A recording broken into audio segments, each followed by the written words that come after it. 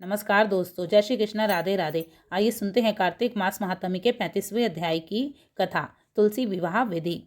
कथा। इतनी कथा सुनकर ऋषिवर कहने लगे कि हे सूत जी, अब हम आपसे तुलसी के विवाह की विधि पूछना चाहते हैं, सो कृपा कर वर्णन करिए।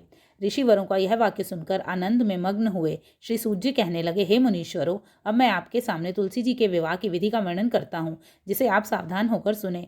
जब उत्तरायण रवि हो, गुरु शुक्र का उदय हो, विवाह के नक्षत्रों और विशेषकर पूर्णिमा हो, अथवा कार्तिक का महीना व भीष्म पंचक हो, तब तुलसी वन में व अपने घर में सुंदर मंडप और उत्तम हवन कुंड के सहित मनोहर वेदी की रचना करते हुए ऋत्विज ब्राह्मणों को, जो विद्वान और राग द्वेष आदि से रहित हों, निमंत्रित करें और गृह यज्ञ आरंभ करते हुए मातृकाओं की पूजा करें।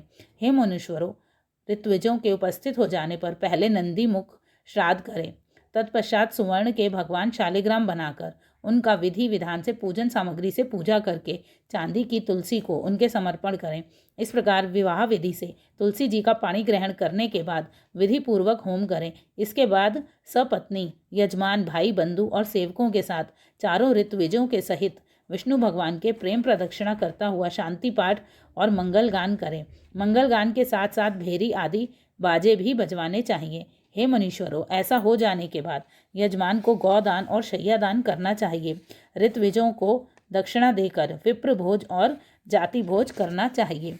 यह सुनकर सूत जी कहने लगे, हे मनीश्वरों, इस प्रकार जो मनुष्य श्रद्धा भक्ति युक्त होकर सत्य, शांति और संतोष को धारण करता है, विष्णु भगवान को तुलसी दल समर्पण करता है, वह समस्त पापों से रहित होकर संसार के सुखों को प्राप्त करता हुआ अंत में विष्णु लोक को प्राप्त होता है। इसमें संशय नहीं है। हे मनुष्यरों, जिस प्रकार से तुलसी जी के विवाह की विधि बताई गई है, उसी प्रकार आंवला, शमी और पीपल के विवाह की विधि भी समझनी चाहिए।